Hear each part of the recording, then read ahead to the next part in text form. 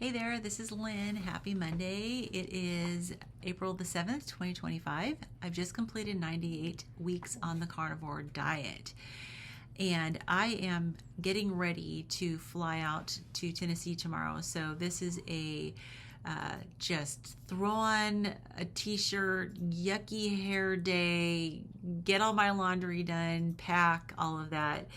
And so again, I'm getting a late start getting my video done, but I wanted to be able to update you guys and let you know how things are going with me.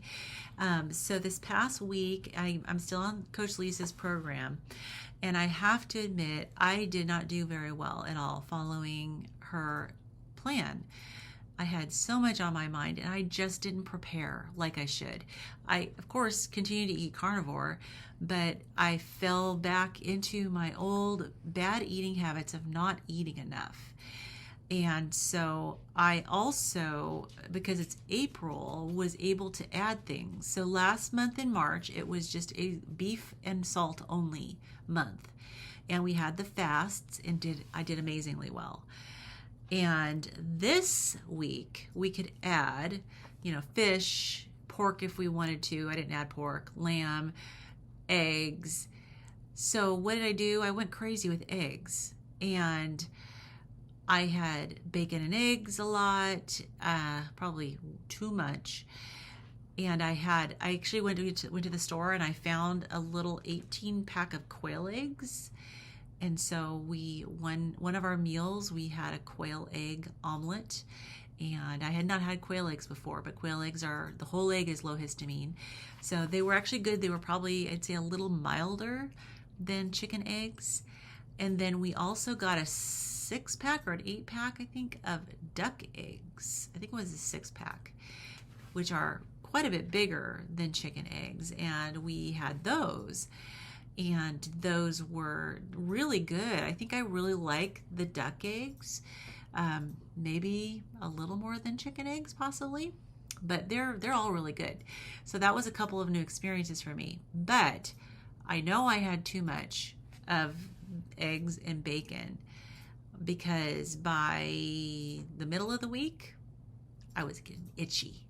I was just itching all over, and just, yeah. So that was my body telling me enough with the eggs. It's time to go back and make sure you have your ruminant meats. And I also was feeling bloated and my gut was feeling uncomfortable and I was having little aches and pains. And so, yeah, I think I definitely got too much histamine. So I was not very optimistic about my results this week. And so I will share those in a moment. But I'm back to, eating the beef, and we did finish up the eggs because we are going on this trip. And so we did finish up the eggs. We don't want to leave too much in the house right now. But today I had lamb, steaks, which were really good.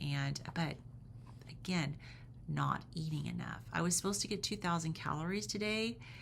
I would be surprised if I got 1,000 calories today. I just have the worst habit of not eating enough. So I can tell that I'm going to have to be incredibly mindful and plan ahead and know exactly what I'm going to eat and if I'm going to do this properly, because I want to do it right and I want to make sure. And I've come from just kind of eating whatever as long as it was carnivore and, or lion diet, and not really watching how much I'm eating. And Coach Lisa wants us to watch, and we're varying things from day to day. So it takes a little bit more planning. So I'm going to say that I could have done a lot better, and I hope that I will be able to do a lot better. Tomorrow's going to be a little bit challenging to get the calories in and eat within the eating window because of traveling. So, it just is what it is. So I'm just going to do the best I can. And, that's all I can do.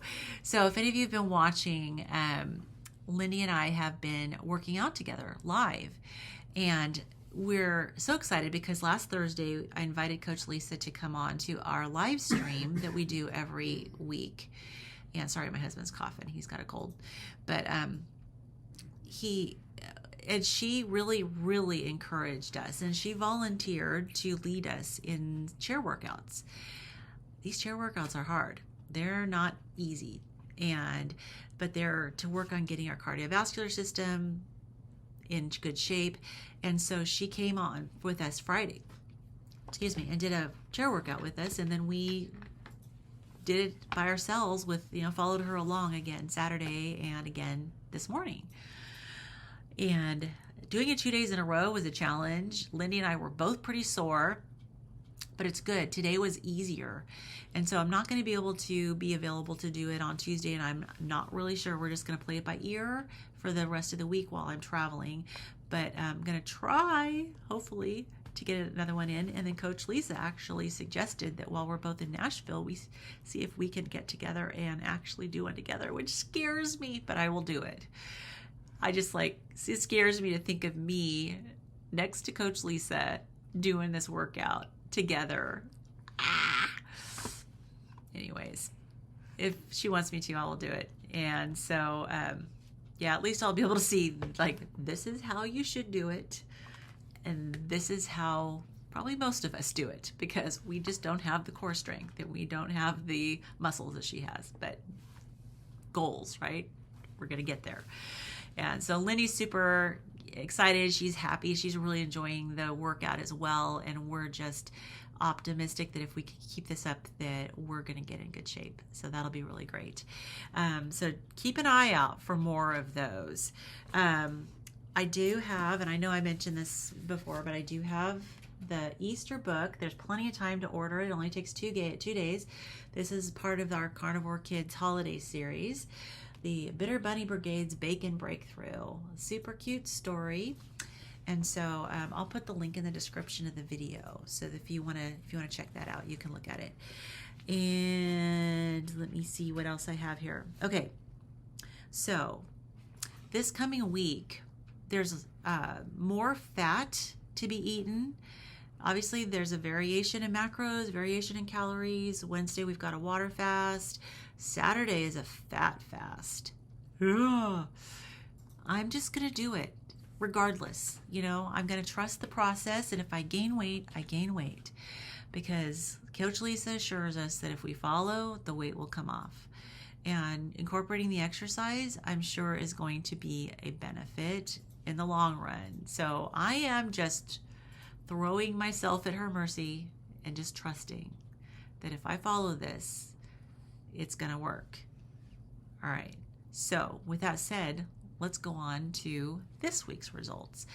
So I gained weight, which I am not surprised that I gained because I could feel it. So I weighed in this morning at 216 pounds even. And so that is on the scale up 2.8 pounds from last week. So that weight that I lost over the past couple weeks, it's back. I trust it'll go away again. But my fat-free body weight was up by 0.2, which was muscle. So I gained 0.2 of muscle. So my actual fat gain was 2.6 pounds and not 2.8 pounds. But still, it's not what I wanted, but I feel as though I know why. I did not stay on track with the eating plan. And before, when she had us eating like crazy number of calories and I struggled, I still lost weight. So I feel like this was my own self-sabotage that I did just in not planning ahead and doing it correctly. So overall, since the beginning, when I first weighed in, which was not my top weight, but it was when I weighed in eating carnivore May 31st of 23, I've lost 123.6 pounds on the scale. I've gained 26.6 pounds of good tissue, so 25 pounds of muscle, 1.6 pounds of bone. So my overall fat loss is down a little bit from last week, but it's still 150.2 pounds, which I'm not going to complain about. Again, as I always say, this is a marathon, not a sprint. It's a journey, and part of the process is not just gaining weight, but improving metabolic health. And so the plan that I'm following with Coach Lisa is focused on all of those things. And so, like I said, I'm going to trust the process. So I just want to reach out to any of you who pray, ask for your prayers for my brother. He had a heart attack today. Now he's considerably older than me. He is in his, I think he's 73, 70, I think, maybe 74. I can't keep track. But anyways, he's very fortunate. He's very blessed because my sister-in-law got him to the hospital in time. It was the anterior ascending artery that's the widowmaker. So that's the one when you hear widowmaker that you'll see, like, men will just, and not just men, but mostly men, honestly, clutch their chest, their arm, and then boom, they go down, and that's it. And he did not have that happen. So there was that artery and then another artery that caused the heart attack. They were able to get in there and stent it. So that's why he's okay, because it wasn't completely occluded. I had a young man at the time, he was like in his 30s, maybe 38, that was working for me down in California on a house I was remodeling, and he had just laid the back patio and was taking a break, and he had a cardiac arrest. I mean, he had a massive, and they said it was the widowmaker that was clogged for him. And this was a long time ago. I wasn't a nurse. I mean, but I knew CPR because we had adopted our kids, and a guy was trying to do CPR on him. It was not working. The man was blue. And so I just said, you do the breathing, and I jumped on top of him and I broke those ribs and pumped and got his color back. But he did pass away, a few days later. But that was my first experience with that type of a heart attack. It's serious. It's serious. So, keep my brother in your prayers. He did get the 2 stented. He's in the hospital. They're going to keep an eye on him. They're going to do some tests and see if there's what kind of damage it did to his heart. I'm hoping that it's very minimal, because the fact that they were able to get stents in there shows that it was not occluded so badly.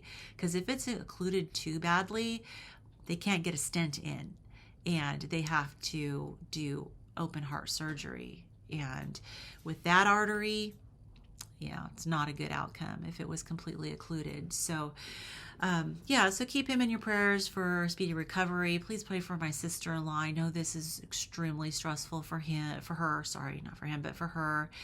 And she did the right thing. She got him to the hospital. But man, when something like that happens to your spouse, it's really, really serious.